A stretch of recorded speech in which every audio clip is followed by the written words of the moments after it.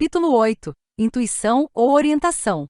Reconhece-o em todas as tuas veredas e ele dirigirá os teus passos. Não há nada que seja tão difícil de realizar para o homem que conheça o poder de sua palavra e que siga sua intuição.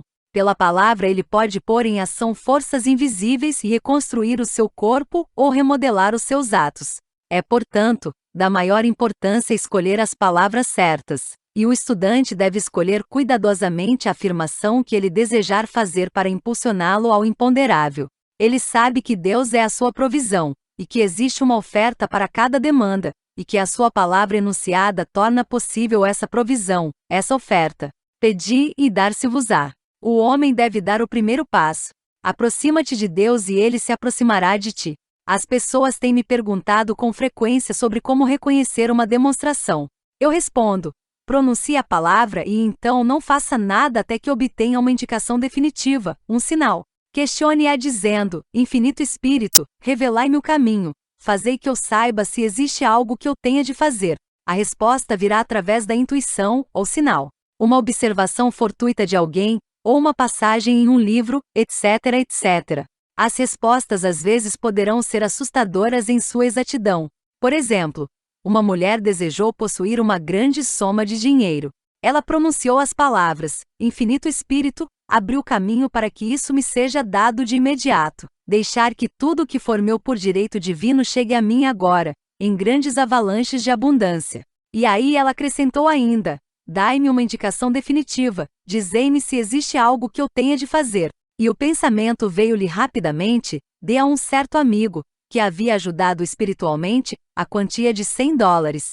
Ela contou a uma amiga, que lhe disse: espere até aparecer uma outra indicação, antes de dar o dinheiro. Então, ela esperou e, naquele mesmo dia, encontrou uma mulher que lhe disse: dei $1 para alguém hoje. Foi tanto para mim quanto seria para você dar a alguém o valor de $100. Aquela foi, verdadeiramente, uma indicação infalível, de modo que ela se apercebeu que estava certa ao doar os $100. Foi uma dádiva que provou ser um grande investimento, pois pouco depois daquilo uma grande soma de dinheiro tornou-se disponível para ela de uma forma memorável. O doar pode abrir caminhos para o receber. No intuito de criar atividade, fazer movimentar as finanças, deve-se começar por doar. O dízimo, ou a doação de 10% de sua renda, constitui um antigo costume judaico, e com certeza traz crescimento. Muitos dos homens mais ricos deste país têm sido dizimistas, e eu nunca soube de algum caso em que isso falhasse como uma forma de investimento. A 10ª parte vai-se embora e retorna abençoada e multiplicada. Mas a doação, ou o dízimo devem ser feitos com amor e alegria, pois Deus ama aquele que doa com alegria. As contas devem ser pagas com alegria. Ao despojar-se de todo o dinheiro que sai, deve-se fazê-lo sem nenhum temor e com uma bênção. Essa atitude mental faz com que o homem seja o senhor do dinheiro. Este tem de obedecer àquele, e sua palavra enunciada então abrirá vastos reservatórios de riqueza. O próprio homem limita a sua provisão pela sua visão igualmente limitada. Às vezes o leitor tem uma grande percepção da riqueza, mas fica com medo de agir. A visão e a ação devem seguir de mãos dadas, conforme no caso do homem que comprou um casaco de pele. Uma mulher veio a mim e me pediu para indicar-lhe a palavra certa para se conseguir um emprego. Então eu pedi: Infinito Espírito, abre o caminho para que essa mulher encontre o emprego certo. Nunca peça simplesmente um emprego. Peça pelo emprego certo, o lugar já designado na mente divina, uma vez que esse será o único lugar que te dará satisfação. Então, eu dei graças de que ela já tivesse conseguido obter um emprego, e que este se manifestaria para ela muito rapidamente. E muito cedo foram-lhe oferecidas 3 ocupações, 2 em Nova York, e uma em Palm Beach, e ela não sabia qual escolher. Eu lhe disse: peça por uma indicação definitiva. O tempo já estava a esgotar-se, e ela ainda não se havia decidido, quando um dia então me telefona dizendo: quando acordei esta manhã, eu pude sentir o aroma de Palm Beach. Ela havia estado lá antes e conhecia a sua fragrância de bálsamo. Eu lhe respondi: bem, se você pode sentir o aroma de Palm Beach desde aqui, esta é certamente a sua indicação final. Ela aceitou o emprego, e o mesmo acabou se tornando um grande sucesso. Com frequência, as indicações aparecem naqueles momentos em que não se espera. Certo dia eu caminhava rua abaixo, quando senti uma súbita vontade de ir a uma determinada confeitaria, que ficava a 1 ou 2 quadras dali. Minha mente da razão resistiu, argumentando: não há lá nada que eu possa querer. Contudo, eu havia aprendido a não dar aso somente à razão, daí que eu me conduzi até a confeitaria, olhei para todos os lados, e realmente não havia lá nada que eu pudesse querer, mas ao sair encontrei uma mulher em quem eu pensava com frequência. Ela estava a precisar de ajuda e do tipo que eu podia lhe dar, e eu a ajudei. Muitas vezes, saímos para um propósito ou mesmo sem propósito, e nos defrontamos com outro. A intuição é uma faculdade espiritual que não se explica, pois ela simplesmente aponta o caminho. A pessoa sempre obtém uma indicação durante um tratamento. A ideia que daí advém pode parecer bastante relevante, mas alguns dos sinais de Deus são mesmo misteriosos. Certo dia, em sala de aula, eu ensinava que cada indivíduo receberia uma indicação definitiva. Uma pessoa veio a mim depois e disse: enquanto você fazia sua exposição, eu obtive a indicação de que eu deveria retirar minha mobília do depósito e tentar conseguir um apartamento. A mulher havia vindo para tratar de sua saúde. E eu então lhe disse que, ao conseguir a sua própria casa, a sua saúde melhoraria, e acrescentei: eu acredito que o seu problema, que é uma congestão, adveio do fato de estar longe de seus objetos, sua mobília. A congestão das coisas causa a congestão no corpo. Você violou a lei do uso, e seu corpo está a sofrer a respectiva pena. Então, eu dei graças a Deus para que a ordem divina fosse restabelecida em sua mente, corpo e ações. As pessoas pouco sonham de que os seus afazeres reajam sobre o seu corpo. Existe uma correspondência mental para cada tipo de doença. Pode uma pessoa receber a cura instantânea através da simples percepção de que o seu corpo constitui uma ideia perfeita na mente divina, sendo, portanto, íntegro e perfeito. Mas se a pessoa continua com seus pensamentos destrutivos, usura, o ódio, o medo, a condenação, a doença reaparece. Jesus Cristo sabia que toda a doença vinha do pecado, mas admoestou o leproso depois da cura, para que fosse e não pecasse mais, para que algo pior não sobreviesse a ele. Assim, a alma do homem, ou sua mente subconsciente, deve ser lavada mais alva que a neve, para que se obtenha cura permanente. E o metafísico está sempre mergulhando fundo nessa correspondência entre o pensamento, a mente e o estado físico. Jesus Cristo disse: não condeneis, para que não sejais condenados. Não julgueis, para que não sejais julgados. Muitas pessoas já atraíram a doença e a infelicidade por condenarem outras pessoas, pois o que o homem condenar nos outros, atrairá para si próprio. Por exemplo, uma amiga procurou-me em grande ira e sofrimento, porque o seu marido a havia abandonado por uma outra mulher. Ela condenava a outra mulher, e dizia continuamente: ela sabia que ele era um homem casado, e não tinha o direito de aceitar as suas atenções. Eu respondi: pare de condenar a outra mulher, ao contrário, abençoe-a, e livre-se dessa situação. De outra forma você estará atraindo a mesma coisa para si mesma. Ela fechou os ouvidos para minhas palavras, e 1 ou 2 anos mais tarde, ela mesma tornou-se profundamente interessada num homem casado. Sempre que o homem critica ou condena, é como se ele pusesse a mão num fio desencapado, pois poderá esperar pelo choque. A indecisão constitui uma pedra no caminho de muita gente. A fim de contorná-la, enuncie as seguintes palavras: repetidamente eu estou sempre amparado sob a inspiração direta, tomo as decisões corretas e rapidamente. Essas palavras impressionam o subconsciente, e logo a pessoa se dá conta de que está acordada e alerta, dando os passos certos, sem hesitação.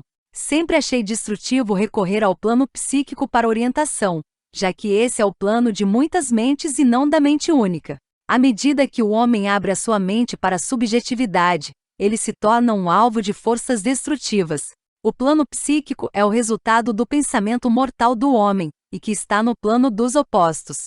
Ele pode receber tanto mensagens boas quanto mensagens ruins. A ciência dos números, ou numerologia, e a leitura de horóscopos, mantém o homem no plano inferior, no plano mental, pois ambos tratam apenas dos caminhos kármicos. Conheço um homem que deveria estar morto, já há alguns anos, de acordo com o seu horóscopo. Mas ele está vivo, e é o líder de um dos maiores movimentos neste país, voltado ao desenvolvimento da humanidade. É preciso uma mente muito forte para neutralizar uma profecia do mal. O leitor deve sempre declarar o seguinte: toda a falsa profecia se transformará em nada. E todo o plano que o meu Pai que está nos céus não tenha planejado, será dissolvido e dissipado, e somente a ideia divina agora passará a atuar. Contudo, se qualquer boa mensagem tiver sido dada, de que a felicidade, ou a riqueza, estão por vir, aporte e espere, e ela se manifestará mais cedo ou mais tarde, através da lei da expectativa. A vontade do homem deverá ser usada para contrariar a lei do universo. Eu desejo que o desejo de Deus seja feito. É da vontade de Deus conceder a cada homem, que seja feito todo o desejo correto de seu coração, e a vontade do homem deve ser usada para manter a perfeita visão, sem nenhuma hesitação. E disse o filho pródigo: levantarei e voltarei à casa de meu pai. Constitui, na verdade, muitas vezes um esforço da vontade o de abandonar as cascas e sujeiras do pensamento mortal. É tão mais fácil, para uma pessoa normal, ter medo do que ter fé. Assim a fé constitui-se de um esforço da vontade. À medida que o homem se torna espiritualmente consciente, ele reconhece que qualquer desarmonia externa implica a correspondência da desarmonia mental. Se ele tropeça ou cai, ele pode saber que está a tropeçar ou cair em consciência. Certo dia, uma aluna caminhava pela rua a condenar alguém em seus pensamentos. Ela dizia mentalmente: aquela mulher é a mais desagradável que existe na terra. Quando subitamente 3 rapazes escoteiros precipitaram-se na esquina e quase a atropelaram.